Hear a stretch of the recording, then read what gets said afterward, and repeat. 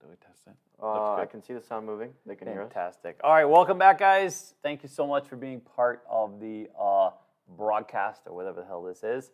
We are going to start with a few rants and raves. So we're going to do kind of a little bit of a new format. If you hear from my story, we're going to have the story going up at least for the next couple of weeks onto our Patreon. So we're going to continue out the whole story on Patreon. It'll be at the pit manager tier or higher. And we did have the story some time ago on Patreon, so it's kind of like an earlier version, but it was an abridged version. It was like the old Reader's Digest. So this version is obviously much more detailed. It follows everything sort of chronologically. So we'll be uploading those more than likely on Monday. So we're gonna film it. We're gonna edit it and upload it on Monday. Eventually, I'm gonna have like a separate channel like just for that stuff. So you guys interested in business planning and business development and my story, that kind of thing, we're gonna have it on its own separate thing. So there's that. Okay, we also have an event March 30th and 31st. So if you haven't signed up, we still have plenty of tickets. Come down, check us out. It's casinoquest.biz. So there's still plenty of rooms available. Lots of opportunity.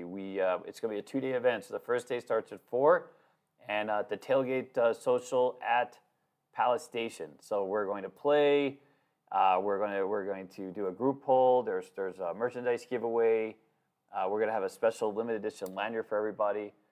What else is there? We're also at 9 p.m. If you happen to be that pit manager or higher on Patreon, we're going to have a special event in our suite. We'll have you guys up there. And then the next day on Sunday, we're going to have a dice clinic. So it's going to be me, my dealers, and all of you. So we're going to have a pretty extensive dice clinic. It's going to be basically dice with David over 2 hours. And we're going to go over all the mechanics. If you guys want to even learn how to deal a little bit, so there'll be that as well. So you'll be able to come on the other side of the table. And it's going to be very hands-on. So I'm going to have all my people there available to you to answer any questions, work with you. And it's going to be pretty extensive. And we hope to do the dice clinics themselves on a more regular basis. But okay. All right, so today I'm going to give you guys, I'm going to do a little bit of David followed by a lot of crap. So we have two different strategies we put out. Working the polls. And what's the other one? Ball and chain. So working the polls and balls and chain. Yep. And don't forget, we're going to talk about the Super Bowl. And we're going to talk. I'm going to do that first. I'm going to do the rants and raves. I'm going to talk about balls. Okay. So we're going to follow this up because we have an exciting. It's sort of like the pre-release.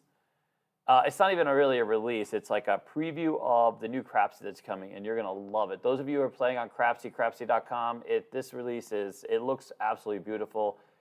Chuck and his team has literally knocked it out of the park. You guys are going to be very, very excited, especially you nerds out there, you big craps nerds. You're going to love this new release because he is included. Here's the thing. Chuck is a craps nerd. There's absolutely no doubt about it. He wants to know the numbers. He breaks it all down. I know a lot of you are into that, and boy, it's got a lot of numbers, dude. Big, heady numbers. You guys will love. So we're going to show you. Here, can we just? Let me just show you the screen really quick so you know what we have coming. Can you see this? We'll just share it quickly. 3, 2, 1. They can see it. They can see it. All right. So we're just that. All right. So now I got to get back to. Okay, back to me. Back to me. Okay. Hey. All right. So there we go. So we're gonna start with it. We're gonna start. I'm gonna talk about the Super Bowl, and I'm gonna talk about it from the context perspective of. You guys know, I'm in sort of the gaming sphere. We got the school. We got a lot of ears on the ground, so we hear from a lot of people. I'm going to end a little bit. This is not going to be very long, so just bear with me. But we're going to talk about the Super Bowl's impact, and of course compare that to what happens with F1. First of all, without any doubt whatsoever, the Super Bowl is coming, and we're absolutely excited that the Super Bowl has finally made it here to Vegas. I know that. For many, let's look at it this way. So for lots of sports events, there's a lot of skepticism when talking about Vegas because things happen in Vegas that don't always stay in Vegas. The theory used to be you come to Vegas, whatever happens in Vegas stays in Vegas. That's not always true, especially if you're ridiculously famous. It used to be in the 90s when I was active as a dealer and I dealt with the Rio, a lot of celebrities came in. They came to Vegas because it was a way for them to get away, and their movements weren't completely tracked. Everything didn't go viral. You could be a star, a celebrity. You could get drunk, fool around, and it didn't necessarily make it back to wherever you started. those days are effectively gone, I think, because people have phones and the spread of information now is just incredible. And congratulations to Drake. Just let me just throw that out there really quick. Okay. So information spreads very quickly, even to someone like myself I'm surrounded by a lot of young people. They TikTok and they do all the other stuff, so Twitter and everything else, and it's amazing the kinds of things that make it to the public. And I will say, like, so in the past, for example, basketball would come here, March Madness would come here, and what else comes here is, and you'll notice if you come here for the Super Bowl, you'll notice in a lot of bathrooms, a lot of common fares, you'll see all this.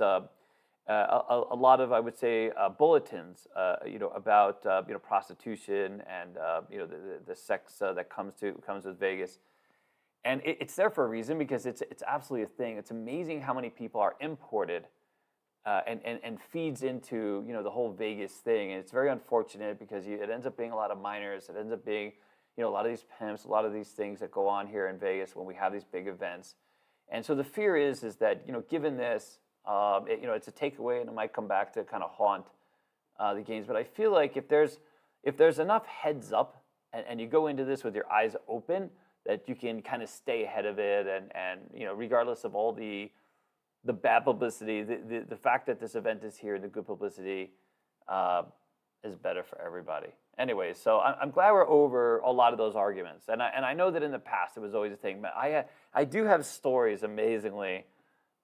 Especially about March Madness and the impact that March Madness would have. When March Madness comes and all the people that come with it, the number of girls that come to this town, looking to, I wouldn't say take away. I mean, in some ways add to it, in some ways take away for it. It's a plethora, and I believe that has had some influence over time. But anyways. So here's the thing, right? The Super Bowl comes to Vegas, and it's literally a win for everyone now, especially now that you got Taylor Swift on board. Holy crap. I mean, we added this whole new demographic, right? I mean, how happy is the Super Bowl, by the way? What a great score there. It used to be, middle to older men, and now it's literally just a whole spectrum. I feel like there's really 3 teams now. It's a Taylor Swift team, it's the Chief and the 40, all just working together in the same sort of a universe. It's very odd. But that's okay. So the Super Bowl came with, we already have a stadium, we already have all the parking, we already have all the facilitation, and the greatest thing about it is it's literally an event that's for everyone. There are people that are coming to be part of the event that aren't part of the event, that are literally just coming to hang out, be part of the energy that's in Super Bowl. They're going to go to, what they call, I'm not supposed to mention, the big game. The big game, I'm supposed to mention big game. For us, I don't think it matters, right? I don't think it matters on YouTube. I don't think it matters, right? We're not, because I'm not selling anything. I'm not having an event. But so anyway, so it's referred to as a big game here in Vegas, because if you're monetizing whatever the experience is, the casino or anything else, you got to call it the big game. You can't use Super Bowl. But so like everybody's coming, everybody across the whole spectrum, and that's what Vegas is. Vegas is about everybody. It's an inclusive thing, unless of course you're the Fontainebleau, and we'll get to that. That'll be my final rant. But unless you're the Fontainebleau, and you're literally trying to exclude all of the little people. And I mean all the way up the scale. If you're not a 1%er, dude, Fontainebleau is essentially not for you. And they've proven that now by having tickets available at one of their clubs for $55,000. Yes, $55,000 or $50. I guess there's a small range. So you can get into this club at $7,000, and then but my feeling is you won't get a very good seat, and you'll be kind of marginalized, and no one will give a crap about you, and you know what I'm saying. But now if you can move on to the $50,000 to $55,000 seat. Well, that's the kind of seat you want to kind of mosey. But anyways, I'll get to that later. But Super Bowl is fantastic because it moves people into all the properties all across the strip. Occupancy goes through the roof. Everybody benefits from this. Literally, all the restaurants, everyone near the strip, everyone in town benefits. Everyone's called to work. The toques go up. All these things come from this type of event. And that's literally why people live and work here and prosper here in this community when you have events like this. Now, we compare that, of course, to the F1 debacle, which I will continue to call it debacle. And here's I will give you this little tidbit of insider. You ready? So they talk about how the big win for Vegas was this massive drop. It was more money than we've ever dropped before. But it went to a limited number of places. Because if you go and you expand the reach and you go outside of where Formula One, where they maximize participation, you will find that occupancy rates were down at a lot of properties. You will find that restaurants suffered heavily, that businesses still have not recovered because a few people in a small room decided to screw over lots of small. They went after the money, they narrowed their vision, and yeah, you know what's so funny? What's always funny. I find that people always forget where they came from. They show up someplace and they forget that they were once the people that were trying to move up. They were the people that were trying to find opportunity, create opportunity for themselves. And then once that opportunity is there and it's so easy, their definitions completely change, and they're very apt to ignore all the people that are below them or all the people that are outside the strike. And you know what? I always call BS, you know, because if enough people got into a room before the F1, maybe they would have come up with a better solution or a better way to kind of, not only create that event, but form the narrative, make this productive and bring everybody on board and demonstrate a willingness to work with everyone, right? Why are we working to put businesses out of, or small businesses out of business? We suffered. Our business dropped. Amazingly, we recovered fairly quickly, only because there was a lot of pent-up demand. So So people came like the following week. Everybody, a lot of our customers, weren't here for F1, held off until after F1. So we experienced a bit of a spike of business once the F1 thing was done. And I will add that, listen, I'm going to continue, maybe not ranting about it all the time, but sort of advocating for this other reality and trying to hold the small group of people that made that decision accountable for this absolutely arbitrary nonsense that they subjected to Vegas to. I really don't care that 5 casinos benefited greatly and somehow that money flows down. That money doesn't flow down, dude. That money goes back to shareholders. All those tokes are lost. All that time is lost. All the people that had to wait traffic for hours, endless hours that were wasted.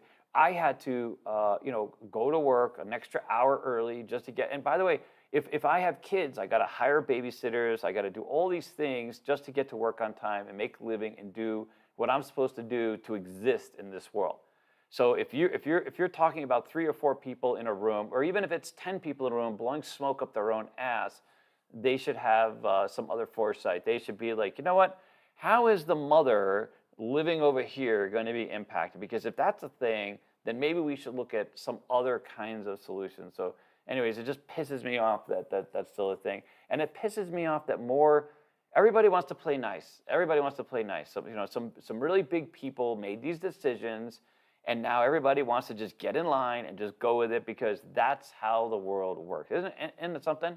That's how it goes, which is stunning in this day and age when we have all this information, we have all this access. We should have a bigger voice, and the voice shouldn't be some narrow play where a few people are just smell their own farts kind of thing. But anyways, all right, we're gonna get to the crap stuff in a minute. I promise. Okay, let's go back to. I just want to touch on Fontainebleau a second because it's going to be my running thing, and then it's only going to be a second, and then we're going to go right to crap. What do you think? Well, someone, Christopher Bird Trekking, said people are only leaving the Fontainebleau, and some not by choice. Yeah. So here's the thing about the fund. I'll tell you what's going on. So what we do know is everyone that we've literally talked about is gone. All the people. So if you don't know, okay. So I want to add this caveat. I'm not against the Fontainebleau. I think it's a beautiful property. I mean, there's no doubt about it. You go in there, and it's a majestic property. There is no doubt about it. I think that the floor plan, the way that it's set up now, has to be redone. Sightlines have to be changed, all that stuff. But I really do love it's a beautiful, beautiful property. Now they have a parking garage. They're gonna have to figure that out because that's not just pissing off their players or people that are showing up. It's pissing off their actual employees, and this is an ongoing thing. So if you're an employee and you're parking on the top of the garage and you're having to come down, they're being forced to be part of that traffic congestion, and then to leave is an extra 30, 45. I don't want to wait 30, 45 minutes to leave where I'm working. That's what you should pay me that. So if it's your problem and your engineering issue, then I'm not clocking out until I'm out that garage, or I'm trying to find somewhere else to park, which is really not an option. But when we held those auditions at Casino Quest, I was really, really, really invested in this long-term relationship. I love the fact that it was a standalone property. I love the fact that we had this sort of direct line to some really cool, what we thought were very cool people, and there were red flags almost immediately. The dealers coming out of those auditions. Now, can you imagine? You're auditioning at Fontainebleau, and it's going to be the next biggest thing, $3.7 billion property, whatever it is. And it's this beautiful, big, majestic. It's supposed to appeal to all the elite people, everything else. So you're expecting this to be the next best job, right? The next best job. And you go to the next best job interview, and you get hired or you're considered. You're usually you might be nervous, but then you come out of it with some sense of excitement, some sense of hope, some dream. You follow? Now imagine me at the school, at Casino Quest, almost everyone coming out of those auditions not excited, telling me that the audition was terrible, the interactions were terrible, and the interactions were terrible in like this sort of condescending, sarcastic, undermining, and these people that were managing these people, by the way, they're all fired. They're all gone. Just again, smelling their own farts. To them, they were being professional and they were being, but that's all nonsense, especially in this day and age. Even if you're not planning on hiring somebody, just show them some respect, show some decency, get them to be, show some accommodation. They're excited. They're very happy to be there. How about you be happy to be there? There was one case where I ran into one of the managers there, and she was so put off by me asking who the hell she was. All I was asking for was what her title was, and she just had this really bougie response, like, why, who am I to ask her? Because she's this, big executive at, who knows where. And by the way, she's not that anymore. Ain't that something? I know, sorry, I don't mean to laugh. I will chuckle later. I will hold that in. I will work that one out later. But so here it is. They're all gone. At least the people that I've interacted, they're all gone. Every single one of the people that I've interacted with are gone. And good riddance, because I hope they burned a lot of bridges, and I believe that they did. The people that I know that they did. And this is a perfect example of a number of people getting into a room, smelling their own farts, and coming up with a solution that's not a solve. And everything that's coming out of that property is overtly negative. And if you think all publicity is good publicity, that's not how Vegas works, okay? So that's not how it works, and that's not how we generate interest in our property. And as long as that property sits, and as long as the people are going to avoid it, I was so excited for that property to be the north end of the strip. I was so excited for this new partner. You really have no idea. Me and Dennis went there. We had pizza there. We actually enjoyed it. We have no intention of going to overpriced steakhouses that are poorly rated. Poorly rated. Some of their restaurants some of their steakhouse now is fallen under 4, and that doesn't bode well. I'm not paying $1,000 for a steak at a poorly rated steakhouse. That's not a thing. Even just for the meme or the experience, but who has an extra $1,000 for a meme or experience? Not many of us. And then when you go ahead and you're promoting a club that hasn't demonstrated, that has some sort of spotty, I guess, very limited. It's only been open a short period of time, right? And you have a $55,000 booth, and you're going to sell out. You're going to sell those during Super Bowl. There's no doubt about it. But you know what also you're going to do? You're going to build this perception that you can't even aspire to going to that. Okay, ready? A long time ago, I had never had an expensive dinner. I never paid for an expensive dinner myself. I didn't see the value of it. I just didn't. I was not one to pay for food. I went through that period after the military, and I was poor. I was poor for a long time. I had terrible credit. And I got by eating bologna sandwiches and just doing my thing. And when I could, I put my money away, other than my degenerate gambling days, of course. But there was a point in time where someone paid for me to go to eat a meal, and it was fantastic. It was a really great experience. And so there was a restaurant that that opened, and I had always wanted to go to. And of course, it's Jasmine. Jasmine is the name of the restaurant, and it's at Bellagio, and it's not a cheap restaurant. And when I went there, it was about $60, $70 a person. This is the early 90s. So they had this around the world tour, and I remember watching the commercial. It was like a commercial, or it wasn't a commercial. It was just they were the TV news where they were interviewing. It was a new restaurant, and they were interviewing this person. They were showing this beautiful dining room overlooking the fountains, and they were talking about this tour of Asian food. And I'm a big fan of, I love lo mein and things like this. And I thought, wow, wouldn't it be great if I could go to that restaurant one day? And I believe, strangely enough, I think it was $69. I think it's like $89 now. But it had a tour of, and it was like a 9-course meal, and it was just a whole formal thing. And you know what? There was a day that I was able to, put some money together and go and take advantage of that meal, right? And there's a lot of that in Vegas. Like, there's a lot of things in Vegas where you can, you might have to pass it by at first, but you know what? If you hit something, if you win something on a table, you can have that little piece of the dream, a little piece of something special, and you make it that. It becomes special to you. And so, but this with Fontainebleau now is not special. It's out of reach. It's not even part of the stratosphere. It's just you thumbing your nose at most of the population that comes through this town. And quite honestly, I do believe that there's not enough people that are in that spectrum that are going to be part of that experience. Because if you get a room there, right? So let's say their room rates reduce. Where are you going to eat? I mean, you're going to be prepared every morning to leave that property and not eat there, as big a property is, and it's on the north side of the strip. I mean, the next property up is the Wynn, or you go across to Circus, or Circus is cheaper, so you can stay there, go to Circus. There you go. There's an option. All right. So I think there's a total takeaway, and it just amazes me. I don't understand how you don't have better people, in these posts. But again, what the hell does David know, dude? David doesn't know. All right. Any questions? I'm going to get to the crapsy part of it. No $95 potatoes. Yeah, no $95 potatoes. Isn't that ridiculous? Like me and Alex have talked about going, even if I don't know if we can sit at the bar and have potato.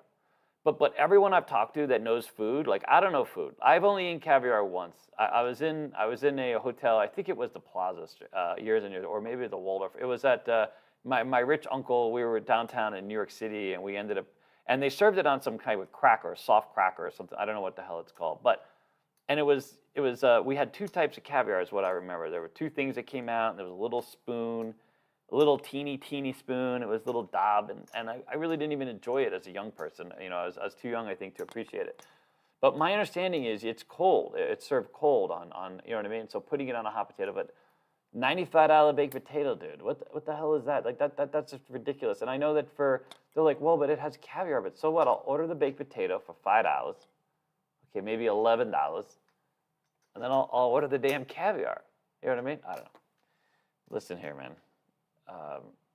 Good stuff. Anyways, very excited about the Super Bowl. I don't have a team that I think I think 49ers. It's 49ers and Chiefs, I believe. And if we got that wrong, I'm really sorry. But I feel like the Chiefs almost have to win because the after party with Taylor Swift would be just so epic. I feel like there's a bet that needs to be made. You know what I mean? They got a little extra Riz working the field. All right. So, we do have a super chat from Christopher Bird Trucking. Gave us $10. Thank you, sir. Appreciate you. It says, in my opinion, Fontainebleau wants so bad to outdo the Wynn and keep missing the mark. Yeah, they can't outdo the Wynn. First of all, the Wynn is so cozy. You walk in the Wynn, and even if, first of all, they have tables for almost everyone. It's not that ridiculous. They still have $5 bubble craps, and they still have sort of regular slot machines to play. And the Wynn is so cozy. The way that they have made that place. See, that was what Steve Wynn was a genius at. Forget everything else. He was a genius at creating a space that felt comfortable, that felt engaging, even with all the sweeping architecture, even with all the big colors and the design. I mean, he was very good at making players feel cozy and comfortable. And I say cozy because people that want to sit back, they want to lose money. They want to lose it in a place they feel comfortable. The ceilings at Fontainebleau are almost too high. Even though they did this drop ceiling to come down to the game, one of the biggest complaints is it feels so cold. Like when wherever you're sitting in that property, it just feels like everything is too distant and too far away. And people don't like that. I mean, that's even why there's areas of malls and there's areas of different areas we go to where there's not enough space to give us a sense of engagement, and so we avoid those spaces. You know what I mean? Have you ever walked onto the middle of a NFL like a football field, a big ass football field in the middle? It's for me, it's a bit nerve wracking. I mean, I think it's called agoraphobia a little bit, but I can imagine when you have a whole team out there, right, and you're fully engaged with lots of people, but it's just like a big open space. Most of us, wouldn't. That's a space we'll leave to the football players. Who have a purpose. But I think that the architecture and the way that they went with the colors, none of this is conducive to gambling. It just feels so stale when you go in there. I do believe that you have to get people with real experience. You got to have people who have been tested and who understand sort of the player dynamics and understand how these things work. I mean, it's such a miss so far. I'm just so stunned that this property opened under these conditions and continues to be a thing. I will say this: like it has get in play. They are working to address these. I'm very impressed that they have pivoted quickly and they're moving on to these new people. They're holding nothing back and they're looking at ways of growing. And I do know that this former president from the Wynn, if he can get a key license, he's really, really well respected. He was Wynn's guy for a while, and if he can get in there, I think he would square this property away. He would start demonstrating the kinds of things that have to take place in order for this property to translate. But I do also believe that he's up against it. I believe that there are people there that are who really just unfamiliar with gaming, unfamiliar with the consumer utility here in Las Vegas, and there's way too many people just smelling their own farts throughout that whole place, and they're just not willing to listen. They're not willing to have like the honest discussions. What's interesting? It's often compared to Resorts World, but I don't think there's any comparison at all. I really don't. I think Resorts World, first of all, Resorts World originally went after kind of this niche thing, but they were still open to everyone. And even the restaurants improved dramatically within months. I mean, they literally went through and looked at everything. There was nothing held back. We knew some of the managers there. We knew a lot of the dealers there, and they definitely went through some growing pains. But they went through that property in a very honest, very meticulous way, addressing all the concerns. They got brought up on their food cart prices, and guess what? Within like a week or two, all that was corrected. That speaks of a great management team, right? Because you're not expected to get everything right from go, but you should be expected to listen. You know what I mean? Listen. But anyways, all right. Can they see the crap table? What? Anything else? They're not seeing the crap table right now. Okay, we're gonna show them the crap table. I can show them the crap table. All right, that's my little rant or rave. I'm gonna start with that each time. Then we're gonna get to craps. Wait till you see this. You saw a little preview, but now we're going to get on to craps. Those of you still around. Ready? Yep. Okay. Here we go. This is the new unreleased version. Yes, I have my own little private. Unfortunately, you're not going to be able to join me on this table, but is this not a beautiful iteration of Crapsy? So this is going to be rolling out very shortly. They're working out a few last-minute things, but from what I know, it's basically done, which is I'm going to play it and show you. It's basically done. And those of you who are part of our hardcore craps audience, you're going to really love it. Now, I'm going to be going over some systems and talking about craps in a very is plebeian mean like general? Yeah, plebeian, very plebeian way. So we're gonna embrace the overall game. So those of you who aren't necessarily too big on the crap nerd scale, this is for you because I'm going to keep it, friendly, David friendly. Believe it or not, as much as I've been a dealer, as much as I love this game, I tend to avoid the math itself because I feel like the math is a takeaway from creating opportunity. If you lean too far into the math, you fear the 7, and when you fear the 7, you don't invest in the roll, and the shooter and the numbers are always the thing that make people win money. So that's where I deviate, where David deviates from a lot of the population that really digs into and plays dice. I play for the win. I play to gamble and win. I don't. I'm not playing to squeeze out a certain amount or to come up with an outcome that plays into some mathematical algorithm. Some algorithm. Okay. So here's what we're going to do. So I'm going to introduce a few things which I'm going to show you. So first of all, which I love is, you see the 6 and 8 lock button? You hit the nickel, and look at, oh, God, did you see that? Did you see that? Just clicky click, $6 place bets locked in. And if I want to go up, they go up in $6 increments. No switching over to the aces. Absolutely love that. Wow, that's unbelievable. Now look at, let me click to the 25. Is it going to go? Ah, did you see that? Did you see that? So here, so now if we do this, and the reason why I'm so excited is because you used to have to do the nickel and the dollar, or you have to go, you would just hit a cross, and it would set you up a cross, so you go up in units and things like this. But now, you can just lock in the 6 and 8 to increase in units of 6 because every 6 pays 7. So it's absolutely genius. Here's the thing. Chuck and his team has listened to you guys. And that's why the Crapsy community has been growing. And it's a fantastic utility. So there's a free version. I'll do a little bit of a commercial. We have this other, we have sort of a little bit of a short commercial, I would say, coming out that we're going to tag to some of the videos. But you know, without a doubt, as a tool, this is the most comprehensive craps game on the planet. I mean, I don't care. There are other ways. There's some other utilities, other apps out there, but they don't come anywhere close to feeling like a crap table and having the level of interaction that you need.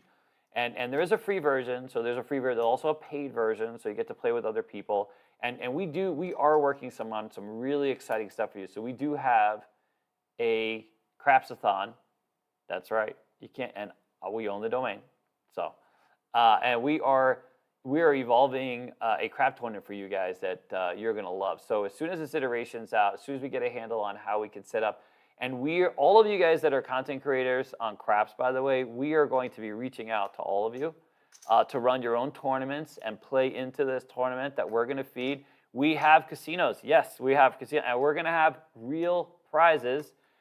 So, you know, you'll start in these regional tournaments, and ultimately you'll be able to win trips and you know, vacations and access. And we're going to end with an actual craps tournament. Now, I know a lot of people, some other content creators who we won't talk about, you know, they were going to have like, you know, 100 tables inside of a conference, or, you know, that's not going to be a thing.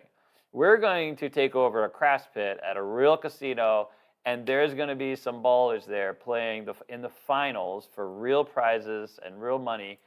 And we're going to it's going to start right here on Crapsy. Literally start right here on Crapsy.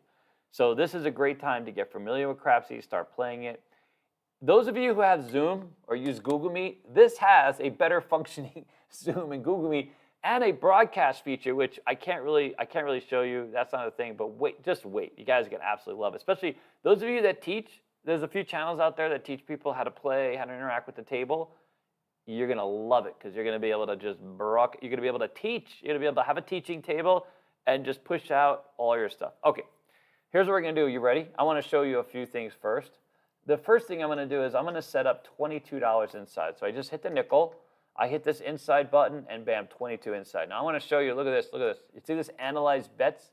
Can they see my mouse pointer too? Okay. I hit this analyze bets, and oh my God, look at this. Here's what my bets. I have $22, town bets not included. Expected loss, perfect distribution of 36 rolls, and this is the house edge. You want to know the house edge? Let's do this. Let's do down. Let's do down. You ready? Here it comes. Here it comes. Oh my God. So this is based, by the way. I have a $5 bet on the don'ts, house edge on the come out roll. But this is the expected loss over 25, or expected loss is $25. Yikes. Assuming a distribution of 36 rolls. Here, let's move this bet to the pass line. Let's examine. Oh my God, you see that? See, 5 expected win. You have the edge, 11-11. Now this is a coming out roll, first roll of the dice. We were going to assume that, but let's do this. Let's bet. Let's do this. Let's roll, and then let's see where we're at. So all I'm doing is I'm playing. We're not. Now I have a contract bet. You see how it puts that tag on there, contract bet, and this is what I mean. If you have met Chuck loves craps. Chuck comes out to Vegas. He plays craps. He wins, he loses. He absolutely loves this game of dice. This is a labor of love. And if you've ever had a chance to talk to Chuck, It's literally, and I'm trying you out here, buddy. But I mean, this is a labor of love. This is, and we had a small piece of that too, of course, because this is literally fantastic. We started this journey a couple years ago, and to see where it's come now, and to see that it's, not all relationships work out, but this is one of those where, you as a community, those of you that play Crapsy, all of your feedback has been, taken very literally, some good, some bad. We haven't been smelling our own farts. We've been looking at this from a very top-down view. But at the same time, this is a great tool to learn. Like, it says a contract bet, and that means you cannot take or reduce this bet. You can add to the pass line, you cannot take. And there it is, it says it right there. Okay, now let's look at, you see what I'm saying? Oh my God. Now, because now we got a point. And now because we have a point, the pass line sucks. I mean, it doesn't suck that bad, but it does suck. So here, let me add some odds and then analyze the bets. Reducing the house edge, adding the odds. Who'd have thunk it? You see? Because the odds, they get true odds, so now put maximum at 50. It's just fantastic.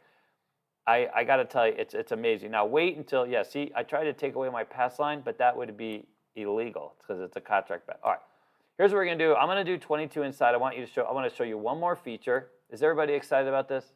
Are people more excited than me? Are there people up in just absolutely going crazy? No? There's not a lot of movement right now. They're just captivated. They're mesmerized by what we got here. Okay, I understand. But here's what we're gonna do. I'm gonna roll the dice, okay? Because I want you guys to see. So 6 easy. I'm gonna take the same bet. Did it give me the same bet? Okay, because some of this is, remember, this is like beta, alpha, beta moving into, you know what I mean? I don't even know what part of the development process is, but there are stuff here that's missing. I'm assuming I got paid. Yeah, I got paid. Okay, because I got my money. All right, let me put some odds, and let me roll again.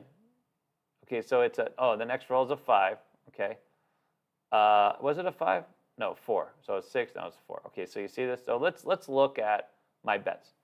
Now you can go back in time.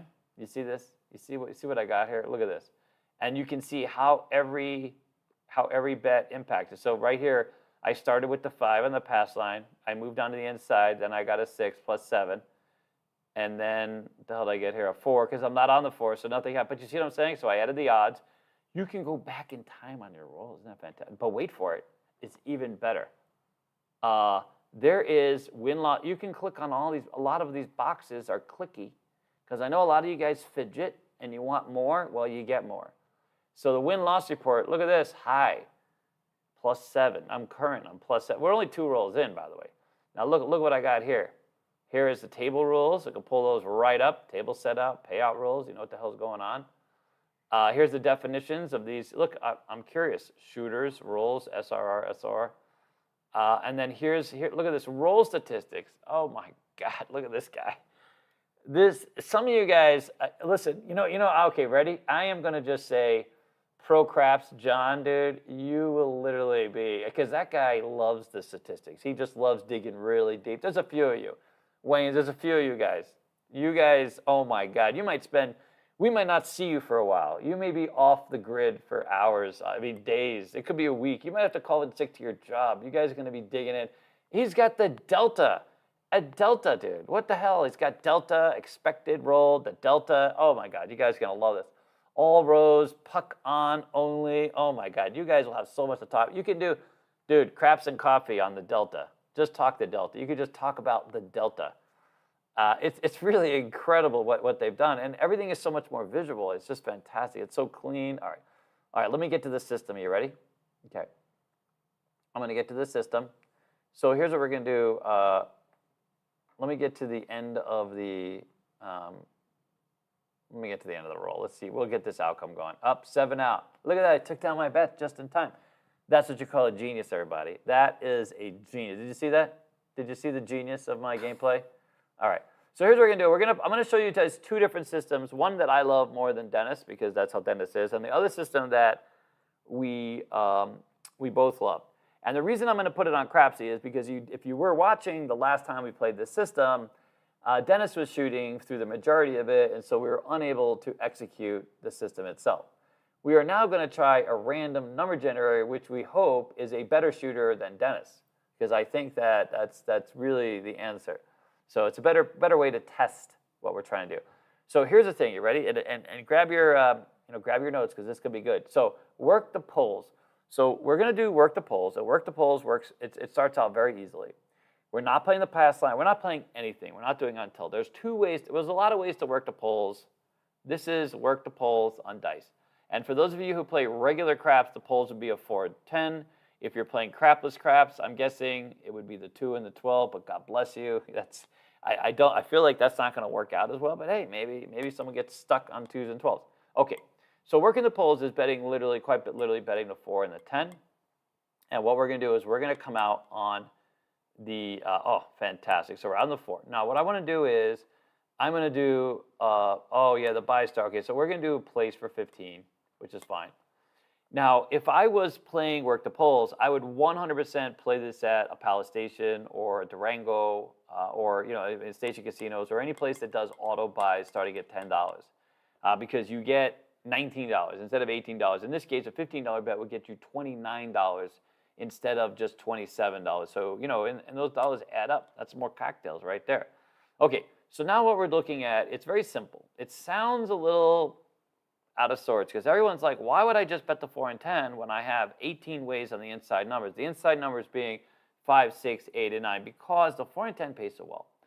This is a system for limiting your initial investment and just taking advantage of the maximum payouts of the game. Now, I'm going to try and play. We got to play this in a $5 game, right? Isn't that the deal? Sure. Or that was why we started at 25. All right, well, let's say we're at Ellis Island, the last $5 game in town, or Jerry's Nugget, if you're there at the cafe. And we're going to roll this out. Up. Wow. What's my roll distribution now? Here it is. Puck on, puck off. Nice. And look at this. My win-loss is just getting whacked. Okay, so here's the shooter. Here is this. Roll statistics. Oh, my God. I wonder, John just saw this, and he might be busy. He might be, look at all this data, dude. All right. Anyways, we're going to avoid the thing. We're going to come out on a point, so we're looking for a point. We're back out on the 4. Can you imagine? It's a hard 4, too. How much does this game love a hard 4? All right, ready? Now we're going to roll, and it's a neener. It's a neener.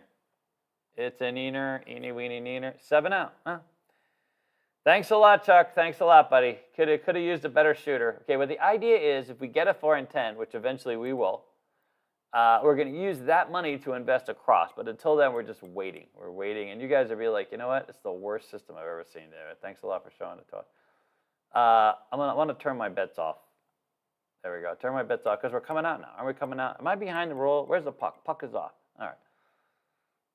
Here's a 7-0 on the wiener. That's a winner on the pass. All right. So really, we just wait. Oh, my God. We keep coming out on the 4 hard. Okay. It's rigged. It's 100% rigged. I don't know what the hell's going on with this.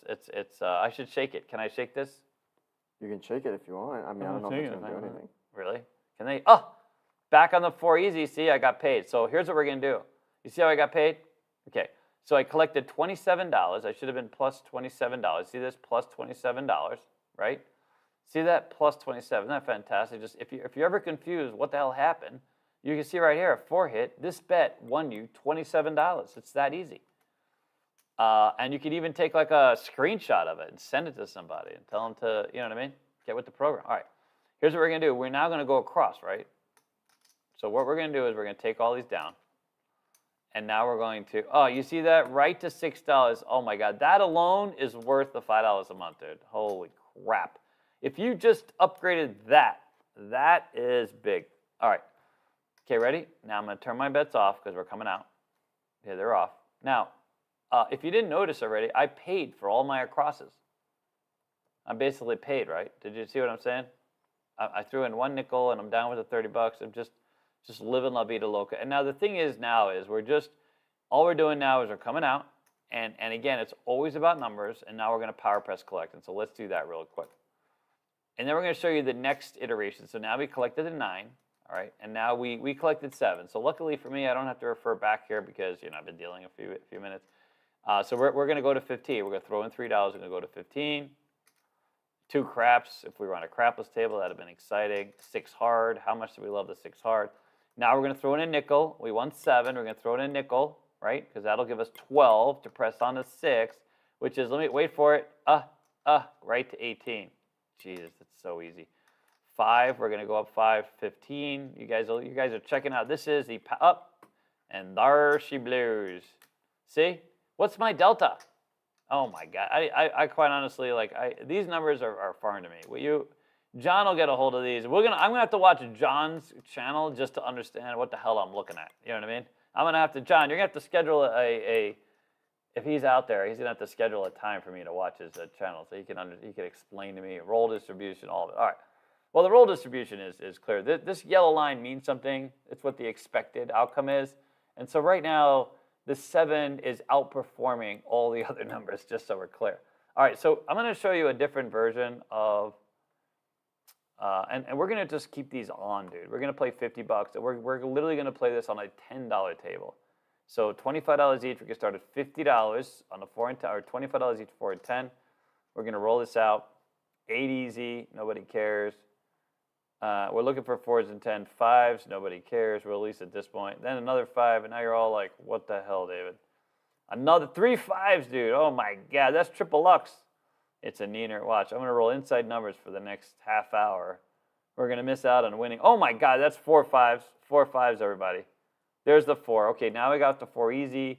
So we've collected 75 minus 1, right? Well, we had 75 total minus the 1. So what we're going to do is we're going to take this down, okay? And now we're going to go across. Oh, I just did the outside. Oh, crap. We're going to go 64 across.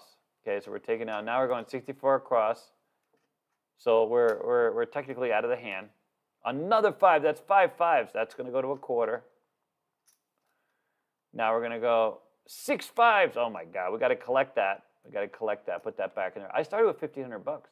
Right now, I'm not doing bad, dude. That's the thing. This system, working the pulls, you just, yes, you got to wait for the 4s and 10s to hit, and I know there's a lot of, but it's a bit, oh, wait, that was oh, God. Hold on a second. I got to go back and do the 6. So I'm going to throw in $4. We're going to go to 30. No, we're not going to do that, are we? Okay, hold on a second. We're going to go to 30. So basically, it's $12 on the 6 plus 14. We're going to throw in 4. We're going to go to 30. Okay, the 10 just hit, so we're going to take this down, and we're going to go to a quarter. Okay, so we're going to buy it, of course. We're looking good. So what we're doing right now is we're just power pressing. Oh, God, is this the easiest game you've ever played? I mean, Crabsy just makes it look so easy. And, you saw it. We started out, we started out not doing so well because that's the key. You've got to, oh, my God, that's 6 5s. So those of you who have taken my class, you know that 6 5s are from a $10 bet. I could be at a $500 pay, a $700. That's okay. Well, we collected on the last 5, so this 5 we're going to go up to 60. So we got 35, but we're going to use all of it to go. So that's a green and 2 red going on the bet. So it looks like 60. And if we get another 5, amen to that. By the way, the town bets, I'm just knocking them out. I should have bet the town bet. Jesus. Let's analyze our bets right now. The house edge is so low. It's so teeny weeny. Isn't that great? I got 147 out there. Expected loss. Just see how perfectly David is playing. That is the genius of this. You can just look at that, analyze your bets, and all the validation you need is right there. Okay, ready? It's just fantastic. I don't think there comes a 7. That's okay because I did great, even though I'm still below my working stack. Now, one of the things that we were doing was if you lose those quarters or even the 15s, you can chase. You can actually martingale this a little bit. So if the 15s aren't working, you go to the 25s, and then you go to a 64 across. So you start at the 15s, then you do 30. You use those to pay for 32 across. Or if it's a $10 table, you start at the quarters. One of them hits, you go to 64 across, and then just power press collect. But we lost those too, although we didn't do so bad. We made quite the recovery because we were getting spanked earlier. Here, let's look at our roll distribution, dude. We're moving the 7s back into what we would expect. That look at this poor 8, dude. Only 1. It should be up here. You see what I'm saying? All right, but let's do this. Let's pretend. So Dennis doesn't like the martingale version. He thinks you can just stay at the quarters, sit there all day. But those of us that need a little dopamine hit, here we are with $50 each on the 4 and 10. We just do that once. Okay, ready? 12 craps. That's okay. Ah, here comes an 8. 8 easy. All right, so we're on the 8. So, and now, oh my God, of course, 7 out. Brutal. I knew it. You see what I'm saying? See, Dennis knew it. He's so happy with himself. He's just so thrilled. He's like, see, even the machine's a terrible shooter. You know what I mean? That's what his thing is. So now my current is I'm down 103. I was up 116 at one point. I was literally up 116. What a moment that would have been. Has anyone have like a stock portfolio that looks like this? Because I think mine looks like this. And then you're like, man, if only that day or that moment I had like hit the button. And now here we are. Bam. Yes, sir. We're gonna so move on. David's asking, good system is about opportunity instead of playing the polls. Wouldn't it be simpler to play something like Weezy? Yeah. Get 2 hits, then do the same thing with the winnings like you're doing here and regress down? Yeah. On the Wheezy? Yeah, with Weezy is you're risking more up front. Yeah, on Wheezy. And then if you get a bunch of 7 outs on the come out roll, seven winners. So here's the thing. It's always, craps is always about, for me, it's always about numbers. And it's always about, and so like, but I am also afraid of the 7. I mean, you see the 7, eventually you're terrified. 7 shows up and it's you know what I mean, most strategies play to that fear, by the way. I mean, most strategies, like if you look at all the strategies that exist, it's either you're hedging against the 7, right? And trying to create something on the front numbers, or you're betting a system that only allows you a certain amount of rolls, you're playing to a certain amount of things, but the truth is, absolutely the truth is, there's always been a rule on the shifts that I've worked, and the times when people cash out and win the most money is when someone shoots a hand. And we know that's true because every crap player will tell you that the time that they won the most money was when someone shot a hand. Now, unless you're that depressing individual who somehow ended up on the coldest table for King Bing Back 2 and just flat bet the don'ts. But that's the thing. So the flat betting or starting with a singular bet on the don't pass, right, is a really grindy system, because as much as you do have a couple wins, those 7s or 11s on the come out roll are going to set you back, because there are going to be a few of those coming. And those of you who are don't pass players, you know exactly what the hell I'm talking about.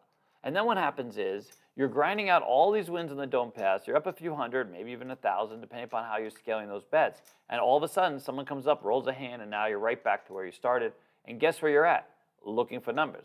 You know what I mean? Like, so, and even hedgers, like hedging is where you lay behind the number. So you put money behind, let's say, a 4, and then you're hoping, because the 4 is, there's only 3 ways to the 4, right? There's only 3 ways to 4. So out of 33 other ways of the dice, right? There's 33 other ways of the dice. So you have, so the odds are 4 is not going to roll. But look at this. Using this system, we got 4s, we got 10s. You'll see that. So what happens is you have to put so much more money out there to lay against a number, right, to cover the other bets that you have across the thing. And the problem isn't so much that you're hedging the 7. The problem is that the bets that you have working don't pay enough to cover the hedge. When we're covering roulette videos on our CG's channel, we're always talking about the number. When you lose, it's fine as long as you can recover quickly, because there are systems where you don't have a lot of ways to lose. But when you do lose, if you can get back to 0, get back to even quickly, that's really the key. But if you lose and you're out, like whatever your bullet is or whatever your buy-in is, and you're out, like it takes you. We played a system, I think it was 14 spins. Once you lost 14 wins just to get back to 0. That's absurd. Because in those 14 spins, you're just increasing the odds that you're going to lose again. You know what I mean? And then you're going to be more buried, and then ultimately comes back. But all right, so let's look at this. I want to show you a bit of a baller thing. And the reason why we love this strategy is, first of all, it allows you to play some discipline. It feeds into this idea. A lot of people just can't stay away from the come or the field. And it's amazing the number of people I have that come and they like literally want to incorporate. They have all these numbers, all this action with which to work for. So here's what I will do. I'm going to show you. We did the ball and chain, and it's been really well received. And I think that it has opportunity because it's more of a baller system. So you're going to bet $64 across. Okay, so you're going to bet $64 across. It's a $10 table, so it's one of these you can play in a lot more places. That's it. So first thing we're gonna do is we're gonna work on getting we're gonna come out in a point. So here, let me turn. Are we out in a point now? No. Okay, so let's get a roll. Let's come out in a point. Okay, we're out in a 5. Okay. Now what you're going to do is you're going to start with the same level come bet and field bet. Okay. So in the field, you have 16 ways to win. There are 16 ways the number. But if you'll notice, you have all the other ways the numbers that you're not covered, right? Except for that one way except for the 6 ways that we don't like to talk about. So there's 6 ways with which to lose everything but our come bet. How about that? Well, that's a roundabout way. We'll talk about the bad number. But what we're going to do then is we're going to focus on opportunity and opportunity. So the opportunity is we got all the numbers. The other opportunity is after the come out roll where we're wanting to maximize this come bet action and use that to either feed the rack or feed the bets. That's the choices we have. Feed the rack, feed the bets. Use the come bet, use a double, use a repeater number to help feed the rack. And by that I mean a come bet. The reason why I play come bet. So here, let's do this. Oh my God, thank you so much. Thank you so much. By the way, did you know that there was someone that got so angry for one string of rolls that he sent us like these ridiculous threats. Apparently it's funny because I was able to look up his email and everything, and there was he had been threatening some game company as well. Because he had started playing a game, and of course the game was kicking his ass, and so he, by the way, we know who you are, dude. In this day and age of technology, you can use all the VPNs you want, but all your stuff tracks back to where you started from. But anyway, so it's horrendous, the kinds of things, and you can tell he's just some lonely-ass individual. But anyways, all right, so let's do this again, because we're coming in enough money. We have $1,300 left. So let's go across. And we're going to turn our bets off. I never work on the come out roll, never. Unless I'm using a hedging system where I have something behind the number, because then you should always work, right? Unless you're doing something else. Okay. So here we go. We're going to roll. Let's get a point. See. If I was on the don't pass. How realistic is this? 3 in a row, everybody. 3 in a row. That poor don't pass player is getting screwed. Stuck on 5. All right. Now, by the way, this is RNG. For those of you who feel like the rolls go one way or the other, I mean, it's RNG. It's absolutely RNG. By that, RNG means random number generator, and Chuck has the whole thing. There's nothing else going on here. There's no lean. There's nothing like that. There are games that do that. There are games that specifically lean one way with good luck charms, stuff like this. But this isn't the case here. And it's similar for how you're going to shoot. I have seen 11 sevens in a row and 7. I've seen 11 sevens in a row and 7 12s in a row, or 7. So I've seen 11 sevens in a row, 7 11s in a row, and 5 12s in a row. So in my career, I've seen 11 sevens, 7 11s, and 5 12s. I mean, so anything is possible. All right. I've also seen a 12 rolled every 21st time 3 times in a row. I'll share that story with you if I have it. That'll be the very end. I'll share my that poor bastard. Okay, ready? So here's what we're doing. So we're going to add $10 in the come, $10 in the field. Now you're going to ask why the field. We'll show you in a minute, hopefully. If we thank you, Jesus. So here's what happens, right? So I got the 11. So I win both the come and the field, obviously. So I got $20 extra dollars on the thing. But I want to create as much opportunity as possible. So what I'm going to do is I'm going to press my field bet, but I'm going to still take $10, put it in the rack. Because it's like free money. Oh, my God. Son of a bitch. All right, Chuck, I think it's rigged, buddy. I think I'm going to think it's rigged. Okay, well, that's okay. That's okay. We're going to go across again. I still have $1,200. That's why I came with a big, fat bankroll. Let's go across again. Let's turn the bets off. Oh, you can't get a roll. Wow. I know. It's. I think Dennis is influencing the blame crafty. me. Yeah, exactly. Not even paying attention. Yeah. We always blame our kids, buddy. We always do. That makes it easy. That way we don't have to accept any personal responsibility. You should blame your big forehead. My big forehead is to blame. Well, that makes sense. I'm gonna be renting out my forehead soon for advertising space, just so you know. So anybody interested? Okay, so here we're gonna go. Ready? Here's the come. We're gonna work that come. We're gonna play the field, because that makes the most sense. When we're playing the field, we're playing with little come. Okay. Can we get please for the love of God? Okay, so here we go. Now we have this on the 8. Now, if you'll notice, okay, $12 pays $14. In total, we have $26 now, potentially, from the bet and the payoff. What I'm going to do is I'm going to take the place bet down, and I'm going to put $25 odds on the 8. Okay, I netted $1 in that transaction. Now I've got one number. This is the ball and chain. One number that's big and fat. So I have $25 on the odds and I have $10 on the flat. Now, if my field had rolled, I would have used that money. So if it was a 9, a 4, or a 10, which are also in the field, I would have obviously won the field, and I would have contributed the field money to the odds on the 4, 9, and 10.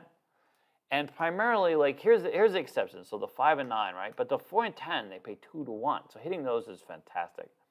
And that's why also we're bumping up, we're using that field money to reinvest, because we're reinvesting in some of the best paybacks on the game. Again, a little bit counterintuitive, but that's how this game works. So now though, I have this on the 8. If I win this, I'm going to win $40 total. So I have $35 here, but the odds on the 8, $25 will pay me an extra nickel. So I'll win $40. And then I'll have a choice if I hit the other 8, which hopefully I will, is either to put that money, all the money in the rack, and restart with a place bet, which if you'll see I'll have enough money to kind of pay for all my bets and give me a little extra. Or I can take that money and press across, okay? Now, if the 4 and 10 hit with max odds, with those max odds contributed from the field, I can actually go to a really juicy unit, like a 160 across, okay? So I can use that money to reinvest it and create a whole lot of opportunity very quickly. That's why we think this is it's more of a bowler system. It's not a grinder system. There's a system where you have to come with the goods. You got to buy in, even at 64 across, you need about $1,000 to play this system realistically, because you got to have more than one shooter. You got to have what we call bullets. So the bullet is your investment in each shooter. Okay, so you look at every shooter. I'm investing 50 in you, 50 in you, 50 in you. So with this system, you're investing 64. Then you have a come bet and a field bet. You're basically investing 74, because if it's point, the bad number, you're going to win the come. So all right. But let's get on with it. Let's see if we can get another roll. Oh, thank you. I thought so. Now we're going to power press and collect the rest of the numbers. Okay, but ideally we're looking for that 8 to come back to us. So power press is it's going to pay 12 is going to pay 14. 14 plus 12 is 26 plus 4 is 30. Now, if you didn't already know, we put out our magazine, and for those of you who have it, at the very end there's a power press chart, right? Yeah, so it's right before the 5 years page. So there's the last content page is the 5-year page. Right before that is triple Lux, and those are all the power presses. Yeah, there's triple Lux, and it's just power presses, all the power press. Okay, so now we got the 6. So one more 6 would be great. 5 is fine. Oh, that's a wiener. All right, so the 5 hits, so it pays 14 plus 10 is 24. We're adding $1. We're going to go to 25. All right, now, and again, you don't have to know all the presses. There's lots of different worksheets. These worksheets are also available on our site that you can download. There is a helper. I'm not sure what part of it is in here right now.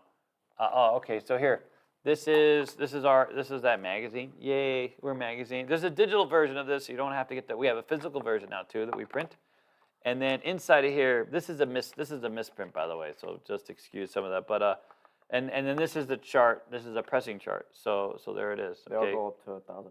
So it goes 5 to 1,000. It's fantastic. Okay. All right, ready? Okay, now, and again, so I turn my bets off, but of course, see this contract bet on the 8, that always works. So the flat bet always works, but the odds are off. So the optional bet's off, but the flat's going to work. So if the bad number, when we say the bad number, if the 7 rolls, we're going to lose this. They still have to roll at 8 before 7, that kind of thing. Okay.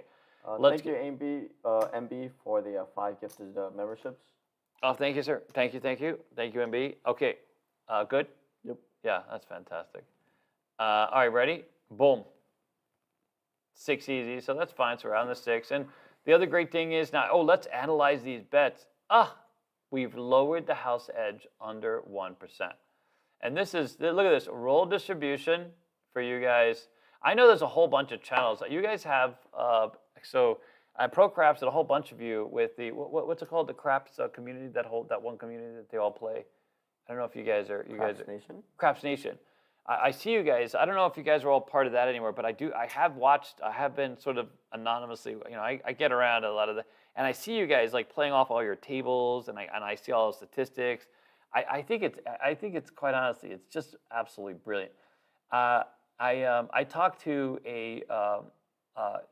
just a small tangent. I talked to someone the other day who runs a casino floor, and they truly believe that YouTube, although there are dealers that bitch and moan, and there's a few, but YouTube has truly contributed to these tables. People look for crap tables, and they look to play. They look for good dealers. They look for good tables. They look for, craps is really becoming a focal point on the casino floor, and it's quite literally just absolutely fantastic. You have no idea. All right, so let's go. So here we go. We're on the 6th. Now we're going to try and, okay, so you did just see the 8. Did you see the 8? So with day 8, I got $40 on the payout. I had $35 on the bet itself. So I have $75, right? So now I can put that in the rack. I go back on the place bet for my starting unit, and I'm out of the hand. I got a 5 press nicely, I got a 6 press nicely, and I got no sweat. I've literally paid for myself. Or if I'm in a really juicy place with my bankroll, I look over my bankroll, and if I see my bankroll in front of me has expanded, right, then I'm going to reinvest that money. And that is the next story of this is you got to come with the right budget to play the right game. That's always the case. Short money on a crap table is not a thing. Play another game. Play blackjack. Short money on blackjack is great. You can catch a streak or baccarat or anything like this. Short money on a crap table is tough, and the edge on short money is high. And if you're coming to a $25 game with $25, there's not a lot of flexibility in that. You got to get ridiculously lucky, and you might as well put it straight up on a roulette table and just get ridiculously lucky once and just walk away with a ton of money. On a crap table, you got to come with the right budget, with the right table, the right system, right? And you got to be able to invest in a number of the people around. Now, a lot of people will talk in different terms, but this is coming from someone who has been involved with craps for a long time, right? So this is what I have seen over the course of my career. If there's anything else, I would share it with you today, and I'd be living in a much bigger house, and I'd have a lot more people. You know what I'm saying? I'd just be, you know what I mean? I would be a value-based entity. Anyway, Dennis is giving me this weird look, so that's move to the okay. So then it's also about creating tiers of opportunity, right? So instead of me fixating on the same system and just, as my bankroll grows, now so does my ability to advance opportunity. Triple Lux is the ultimate system. It really is. In my opinion, if you get to a point where your bankroll's fat and you haven't cashed out, okay, so that's the next part is you have to have exit. What do you want to do with exit? I recommend exiting at 10x. And you're going to say to yourself, well, I want to cash out $100 here, $50 here. You can do that all day long, and then you're going to go through a cold spell, and that's not going to mean anything, and no one cares. And quite frankly, if you've come to Vegas to win $100, I mean, that's why Vegas loves you. We want you to come back. We want to give you all the coupons because $100 is not really gambling. It's just grinding. And that's great. If you're just here to play a little bit, get some spotty play, and that's fantastic. But ultimately, if you're looking to win, the win on a crap table is numbers, it's a hot hand, it's someone holding the dice for a period of time and being in a position to max out those numbers. And that means you got to power press. You got to power press, and we talked about this a lot. And so here we are with this system, right? So I use that money to get out because my bankroll was $1,500 to start. So my bankroll is low. I'm down to $1,323. In the rack, I got, look at this. Isn't that fantastic? In the rack, I have $1,226 in my rack. If I was at an actual dice table, it tells me right here I got $1,226. But if you include the $97 I have on the table, that's what I have total. And with this shooter right now, I'm plus 72. How fantastic is that? All right, let's move it on. Let's show you guys 4 hard. Okay. So here we go. We got the 10. It's going to pay, in this case, 18, but some places pay 19. But the idea now is to buy it for a quarter. Those of you going and buying for 30, stop that. Dealers hate that shit. Just buy it for a quarter. Go up in quarters, it's fine. I know some of you have to buy it for $30, but it really,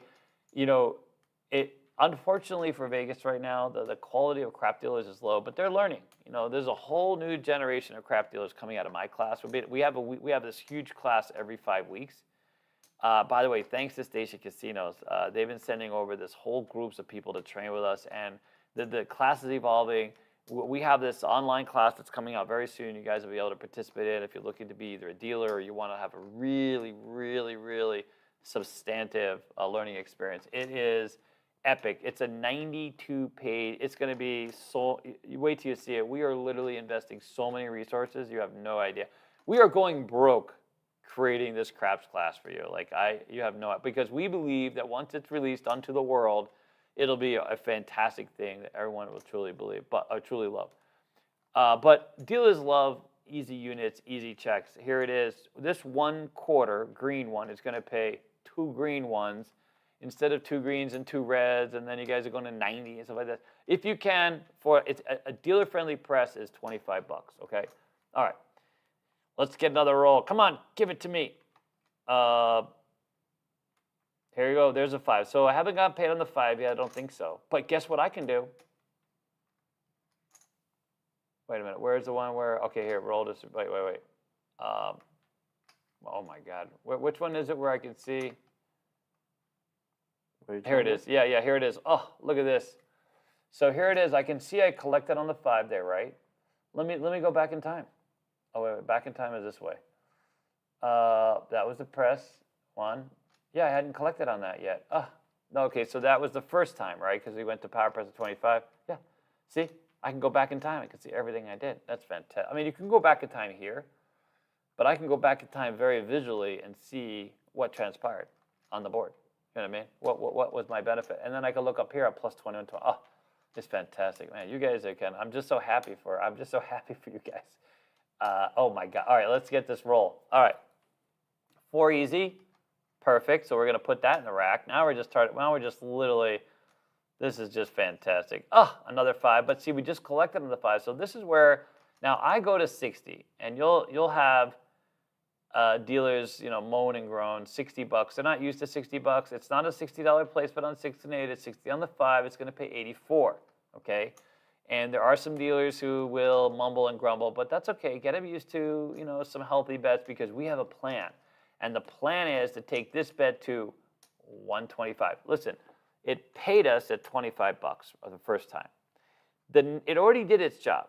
Let it go and let it build so that you can be the big winner that you're hoping to be. Okay, so here we go. Let's get a roll. Yo 11. I think I've nailed. What did I miss this roll? I think I've literally close to the ATS. I think I hit the ATS. I think I would have hit the town bets. Okay, we rolled a 10. So we're taking that down, and we're going to put 30 on the buy. Okay, and the difference between place and the buy is very simple. Place is going to pay 9 to 5. Buy is going to pay 2 to 1 minus a 5% commission. As soon as you get to $20, in most casinos they'll do what's called an auto buy. They'll just pay you automatically. No fuss, no muss. Sometimes you have to literally tell them, please buy it, don't place it. So if you ever have a $25 4 and 10 and your dealer tries to give you $45, just know you got screwed over, and because you didn't say buy, they left it as a place bet, which is kind of low. Well, it's kind of dirty, you know what I mean? So, all right, let's see it. Another 9. Oh, you know what? I forgot to go to a quarter. I was talking through it. Oh. That's an L. All right, well, anyways, that's all right. Chuck will forgive me later. What a great, a wiener too. Okay, so I got to 30, so I think that's the first time we collected in the 6, but, so we're going to, we're going to go all the bets off. We're going to come out. This is where we want that. We're out on the 10 hard, dude. Does Drake know a 10 hard? Anyway, so just he knows the hard 12. He knows the hard 12? Jesus. Yeah, Rich, Singer, all that stuff. Perfect. I don't know if anyone understands that reference. Nah, no one in our community understands that race. You can look it up later. Don't whatever you do, don't look it up and don't look at it. You can't unsee it. It's just ridiculous. All right. So anyway, I think we haven't gotten an 8, but I think we're really close to just literally launching into the stratosphere here. And this is what's great. 80. Speaking of 8s, and now we're gonna take this down. So you guys, right now, we're going through the progression. We're going through Power Press progression. So this is great. So listen, my rack is plentiful. Well, here, I need another 4 or 10. Oh, God, son of a B. Oh. Thanks a lot, Chuck. We should just write an angry email to Chuck. Let him know how we feel about the 7s. What sucks is that poor crapsy, but they just take it on the chin because it's amazing how many people get upset at a crap game. But I think they get that, right? Do they get that?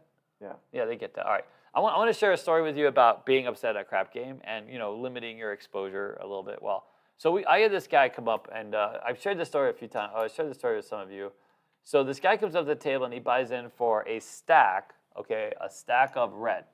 All right. So here it is. It's a stack. So every stack in a casino is 20 chips. Okay. So his thought is, I'm going to throw $5 in on the 12.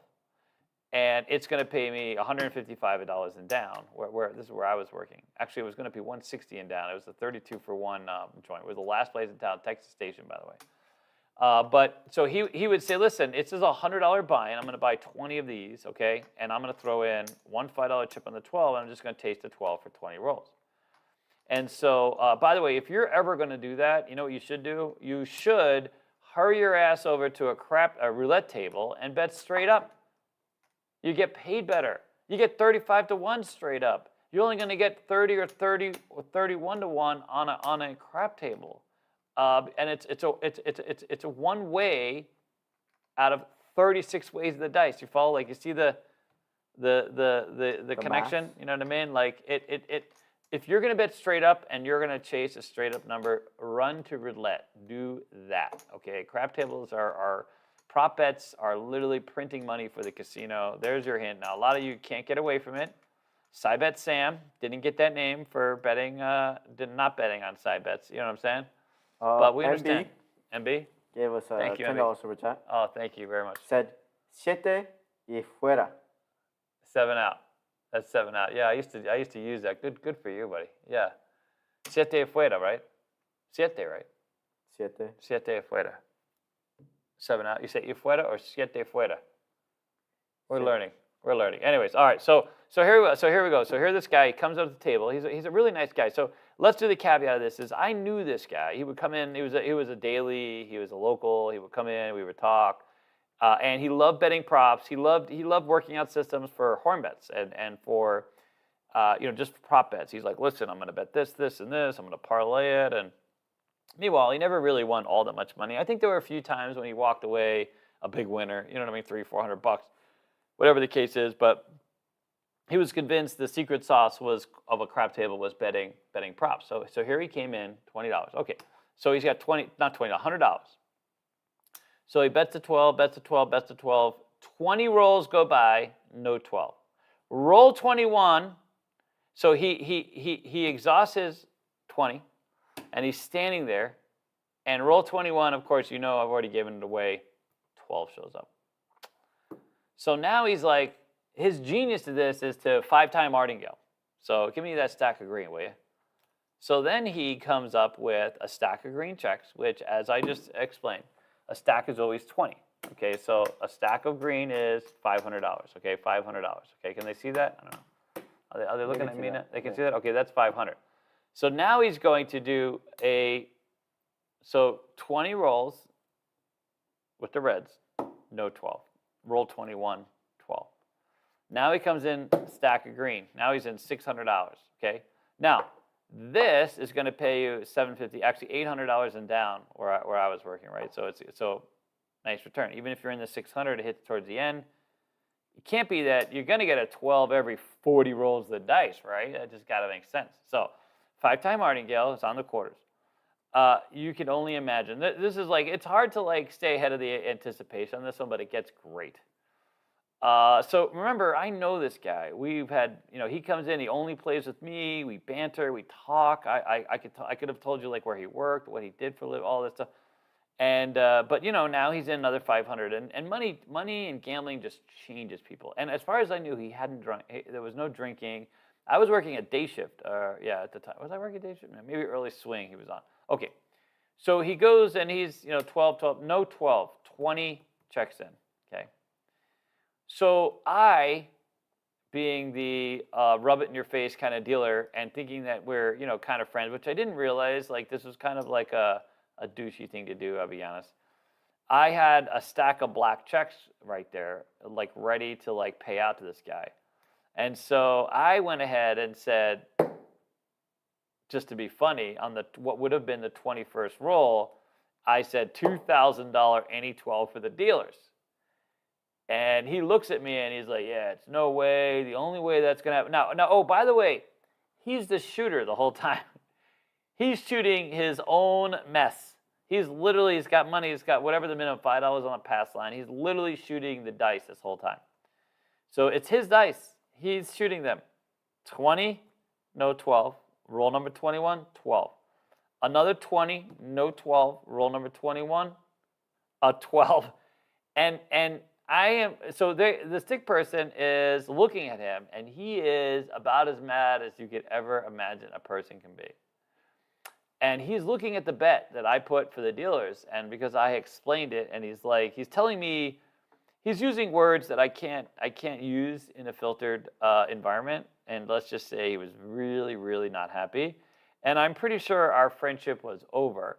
And the closest thing he can do to rage quit was he leans in, and he grabs the dice, and he starts saying that he knows they're rigged, there are magnets in the dice, these aren't the same dice he started with, he's going to run down, he's going to take these down to Gaming Commission, and he's like literally calling us all a-holes and things like this, and he's running out of the casino with the dice in hand.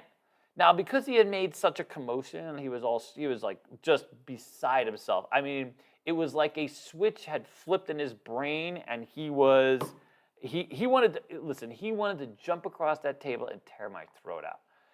If he didn't have exercised a little bit of self-control, he was not happy. Especially that $2,000 any 12 was literally a trigger. That poor guy. Now, mind you, he's got a contract bet on the pass line, which he is quite literally over with. He could care less about that. He wants to take these dice and move, but luckily for us, we had a few linebacker security guards there who tackled his ass on the way to the door as he tried to exit with these dice. And they weren't even sure what the hell his problem was. All they heard was him screaming and shouting profanities and threatening us, and he's going to take the dice. Said, those dice are returned to the table. And we used those dice for the rest of the night. And wouldn't you know, man, the hornbet players really did very well for the rest of the night. And that's what I say. Like, I don't know how the universe is rigged. I don't think that dice are rigged.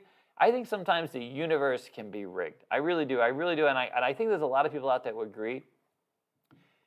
If you, I can't imagine how many times I've done this. You guys see us on the CG Dealer School site when we're playing these roulette videos.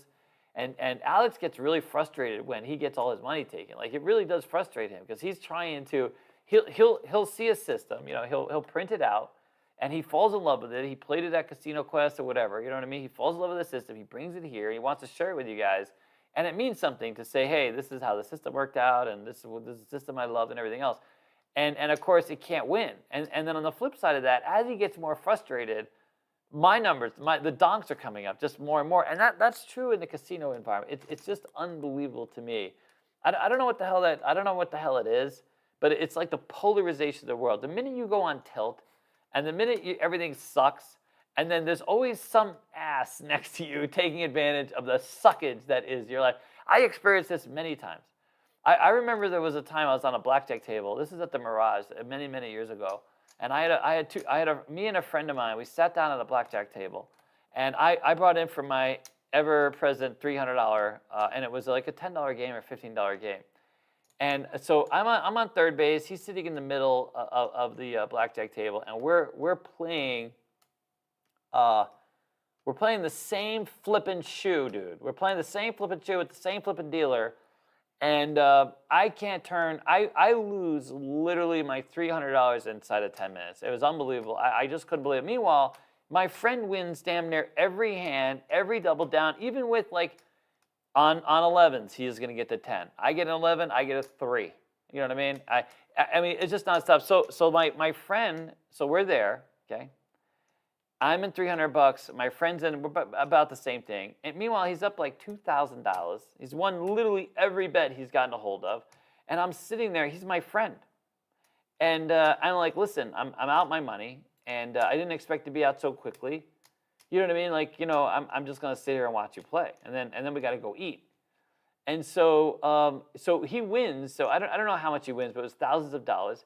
he doesn't even pay to eat. Like I realized, like, but back in the day, that's what you did when you lived in Vegas. Someone won, you didn't win. At least you paid to go eat. You know what I mean? At least you know that make sure Dennis. I taught Dennis this lesson early on when he won his first big Keno jackpot, and he paid for the next 4 dinners. It was fantastic. I paid more than I won. I know he so did. Now I don't talk about the win. Listen here, buddy. Listen here. You know how it works, and now you pass it on. That's the whole, like you win a big jackpot, and you take everybody to a steak dinner. That's how it's supposed to work. So anyways, like we ended up not becoming friends because I felt like, what an ass. Because if I win, I'm always so generous, and this guy was just like, well, it's too bad, you don't have any money to eat. Like what, you know what I mean? You don't need to wait here and watch me, You're just talking so much shit, and that was like the end of our friendship. I don't know. I was kind of a bitter loser back then. It was always tough for me because I could never afford to lose. But anyways, all right. Anybody have any questions about this system? I think it's pretty well laid out. Most of it's kind of introducing the crapsy thing. I hope you like it. It's really just, I mean, they just knocked it out of the park, Chuck. I just can't believe it. It just looks so good, so clean. There's just so many ways to interact with this game. Here's the hot bets. He's going to have a whole tutorial and video once this goes live. He will share with you, and then we'll of course be available to talk about it as well.